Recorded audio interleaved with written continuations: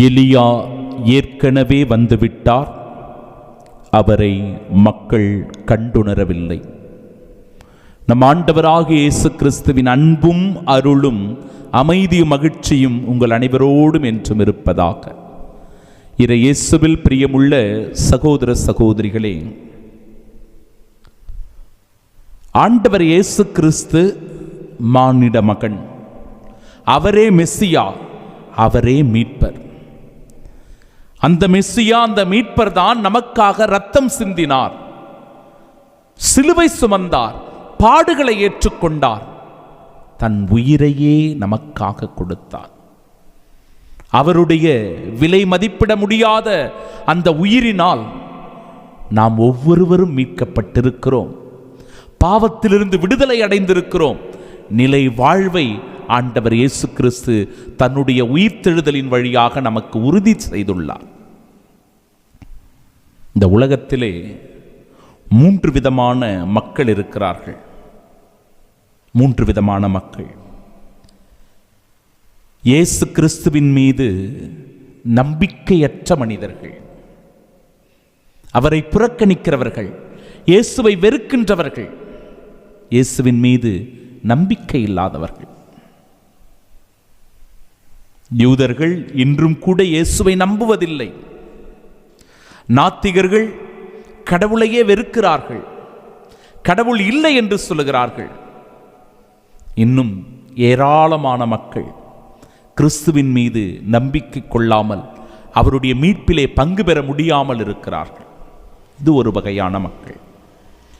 2வது வகையான மக்கள், இயேசு கிறிஸ்துவை அவர்களுக்கு நன்றாக தெரியும், இயேசு கிறிஸ்துவின் மீது அவர்களுக்கு நம்பிக்கை உண்டு, ஆனால் அவரை ஒரு மீட்பராக அவர்கள் ஏற்றுக்கொள்ளவில்லை, அவரை ஒரு மெஸ்ஸியாவாக பார்க்கவில்லை.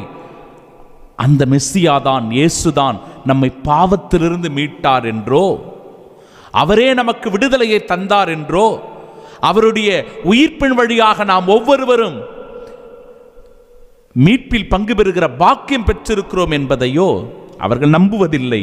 மாறாக இயேசுவை ஒரு தூதராக, ஒரு இறைவாக்கினராக பார்க்கிற ஒரு பார்வை.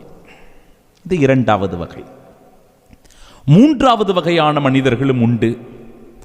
இயேசு கிறிஸ்துவை ஏற்றுக்கொண்டவர்கள், இயேசு கிறிஸ்துவை மனித நிலையில் அவர் பட்ட பாடுகளை, துன்பங்களை, அவர் அனுபவித்த கொடுமைகளை, அவர் இரத்தம் சிந்தி நமக்காக உயிரை கொடுத்ததை ஏற்றுக்கொள்ளுகிறவர்கள். இறை சாயலில் அவர் ஒவ்வொருவரையும் நம்மை மீட்கிறார், நம்மை பாவத்திலிருந்து விடுவிக்கின்றார், நமக்கு நிலை வாழ்வை உறுதியாய் தருகிறார் என்பதை நம்பி விசுவசித்து அவரை பின்தொடர்கிறவர்கள். அவரை மீட்பராக, மெஸ்ஸியாவாக தங்கள் வாழ்வில் கொண்டாடுகிற மனிதர்கள். இப்படிப்பட்டவர்கள் பேறு பெற்றவர்களாக, ஆண்டவருடைய பார்வையில் விலையேற பெற்றவர்களாக, மதிப்பு மிக்கவர்களாக இருக்கிறார். அன்பிற்குரியவர்களே, இன்றைய நாளினுடைய இறைவார்த்தை பகுதி இறைவாக்கினர் எலியாவை பற்றியதாக இருக்கிறது. இஸ்ராயேல் மக்களுக்கு ஒரு நம்பிக்கை உண்டு. அந்த நம்பிக்கைப்படி மெஸ்ஸியா வருவதற்கு முன்பாக எலியாதான் முதலில் வர வேண்டும். அதனால இன்னைக்கு வர அவங்க காத்துக்கிட்டு இருக்கிறாங்க, எலியா வருவாரு, எலியா வருவாரு. ஆனால் ஆண்டவருடைய வார்த்தை சொல்லுகிறது, எலியா ஏற்கனவே வந்து விட்டார். அந்த எலியாதான் திருமுழுக்கு யோவான். இதோ கடவுளினுடைய ஆட்டுக்குட்டி என்று இயேசுவை சுட்டிக்காட்டியவர், இவரே மெஸ்ஸியா என்று சொன்னவர்.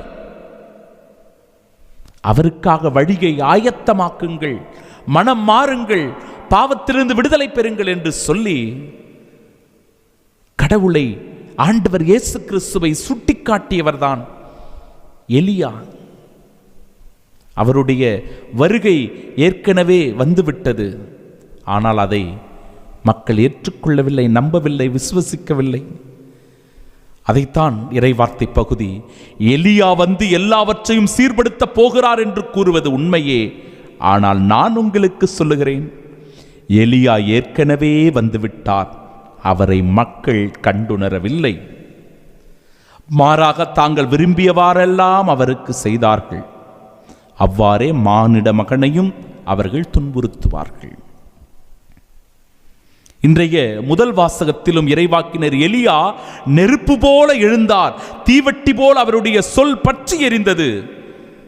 மக்கள் மீது பஞ்சம் வரச் செய்தார். தம் பற்றார்வத்தால் அவர்களை எண்ணிக்கையில் சிலராக்கினார். இப்படிப்பட்ட வியத்தகு செயல்களை எல்லாம் செய்த எலியா தீச்சூறாவளியில் நெருப்பு குதிரைகள் பூட்டிய தேரில் அவர் எடுத்துக் கொள்ளப்பட்டார் என்கிற உண்மையை எடுத்து சொல்லுகிறது. இந்த மகத்துவமான உண்மை, இந்த இறைவாக்கு பகுதி, எலியா தேரிலே எடுத்துக் கொள்ளப்பட்டார். அவர் ஆண்டவரிடத்தில் எடுத்துக் கொள்ளப்பட்டார். அதுபோலவே நாம் ஒவ்வொருவரும் இந்த உலகத்திலிருந்து ஒரு நாள் எடுத்துக் கொள்ளப்படுவோம். இந்த உலகத்திலிருந்து ஆண்டவரிடத்தில் எடுத்துக் கொள்ளப்படுவோம். ஆண்டவரிடத்தில் நாம் சென்று சரணாகதியாக வேண்டும் என்றால், அவரிடத்தில் தஞ்சமடைய வேண்டும் என்றால், அவர் மீது முழுமையான நம்பிக்கையும் விசுவாசமும் கொண்டவர்களாய் இருக்க வேண்டும். அவரை மெசியா என்று நாம் ஏற்றுக்கொள்ள வேண்டும். அவர் தருகிற மீட்பில் பங்கு பெற வேண்டும். அதை புதிய எலியாவாகிய திருமுழுக்கு யோவான் சான்று பகர்கிறார். அவருடைய வார்த்தைகள் பற்றி எரிந்தது. மனம் மாறுங்கள், ஆயத்தமாகுங்கள், கடவுளுடைய வழியை செம்மையாக்குங்கள் என்று சொல்லி அவர் பாலை நிலத்தில் முழங்கிய வார்த்தைகள் தான் அவரை எலியாவென்று ஆண்டவர் இயேசு கிறிஸ்துவை சுட்டி காட்டுகிறார். எனவே என் அன்பு சகோதர சகோதரிகளே, கடவுள் மீது முழுமையான நம்பிக்கை கொண்டுள்ள நாம் இன்னும் பல மக்களை ஆண்டவரிடத்தில் கொண்டு வந்து சேர்க்கக்கூடிய, அவரை மெசியாவாக மீட்பராக ஏற்றுக்கொள்ளக்கூடிய கடமையாக நம் ஒவ்வொருவருக்கும் ஆண்டவர் இயேசு கொடுத்திருக்கிறார்.